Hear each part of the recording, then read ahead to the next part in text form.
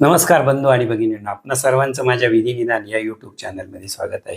मित्रांनो, आपण यापूर्वी हक्कसोड पत्राने मिळालेली बहिणीची मिळकत परत करावी लागेल आणि वृद्ध आई वडिलांकडून लिहून घेतलेले हक्कसोड पत्र रद्द होणारच, हे 2 व्हिडिओ टाकलेले आहेत, जे आज आपल्या विधी निदान या चॅनलवर आहे. तुम्हाला विनंती आहे की ते व्हिडिओ या व्हिडिओच्या अगोदर बघावेत आणि आपलं चॅनल सबस्क्राईब करावं. हक्कसोड पत्राने मिळालेली बहिणीची मिळकत परत करावी लागेल, यामध्ये नाशिकचे जिल्हाधिकारी माननीय सूरज मांढरे साहेब यांचा निर्णय मी सांगितलेला आहे आणि वृद्ध आई वडिलांकडून लिहून घेतलेले हक्कसोड पत्र रद्द होणारच, यामध्ये मी सुप्रीम कोर्टाचा आणि कर्नाटक हायकोर्टाचा निर्णयाचा संदर्भ दिलेला आहे. ते 2 व्हिडिओ उपलब्ध आहे, त्यामुळे आज त्यांच्यावर जास्त बोलायचं नाही. मुद्दा हा आहे की मला जी कमेंट आली त्या कमेंटमध्ये त्या बहिणीने असं लिहिलेलं आहे की हक्कसोड पत्र झाल्यानंतर मला माझ्या भावांनी रात्री 2 वाजता घराच्या बाहेर मारहाण करून काढलं आणि त्यात वडीलही त्यांना सहभागी होते. मला मुद्दा हा सांगायचा आहे आणि तिनं हेही विचारलं की मुलींनी हक्कसोड पत्र कधी करायला पाहिजे आणि आपल्या व्हिडिओचा आजचा विषय तोच आहे. मित्रांनो, पहिल्यांदा प्रत्येक भगिनीला, आत्याला आणि मुलीला हे समजलं पाहिजे की त्यांचं नाव उतार्यावर कधी येणार आहे. त्यांचं नाव तेव्हाच उतार्यावर येतं ज्या वेळेस त्यांचे वडील मयत होतात. आई मयत झाल्यानंतर तुमचं नाव उतार्यावर कधीच येत नाही, कारण आई ही वारस तुमच्या वडिलांची असते, तुम्ही वारस वडिलांचे, तुमची वारस वडिलांचे. त्यामुळे वडील मयत झाल्यानंतर नोंद अशी होते की अमुक एक इसम गावी मयत झाले, त्यांना एक विधवा पत्नी, 2 मुले आणि 3 मुली अशी वारस नोंद होत असते. त्यामुळे आई मयत झाल्यानंतर तुमचं नाव सातबाराच्या उतार्यावर येत नाही, तुमचे वडील मयत झाल्यानंतर तुमचं नाव सातबाराच्या उतार्यावर येतं. लक्षात ठेवा, जर वडील जिवंत असेल आणि आई वारलेली असेल तर तुम्ही उतार्यावर येणार नाही, परंतु वडील मयत असेल आणि आई जिवंत असेल तर आई सोबत तुमचं नाव उतार्यावर राहील आणि मग तुम्हाला हक्कसोड करण्याचा हक्क प्राप्त होईल. ज्या दुर्दैवी मुलांची आई अगोदर मयत झालेली आहे त्यांना लक्षात ठेवा, माहेर संपलेलं आहे. वडील हे भावांच्या ताब्यात असतात. माया असूनही मुलीला काही देऊ शकत नाही आणि वय झालेलं असताना मुलीबद्दल काही बोलू शकत नाही, अशी अवस्था आज समाजामध्ये झालेली आहे. मला मुद्दा हा सांगायचा आहे की तुम्ही हक्कसोड पत्र कधी करायचं.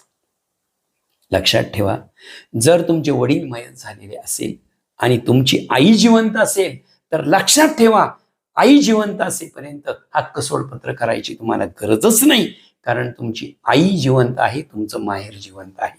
ज्या दिवशी तुमची आई संपली, वडील संपले, त्या दिवशी तुमचं माहेर संपत असतं. आणि एक लक्षात ठेवा, तुम्हाला समान हक्क दिलेला आहे, तर तुम्हाला हक्कसोड पत्र करण्याची योग्य वेळ कोणती आहे तर लक्षात ठेवा. पहिला मुद्दा मी सांगितला, जर तुमचे आई वडील जिवंत असेल तर तुम्हाला हक्कसोड पत्र करायची गरज नाही.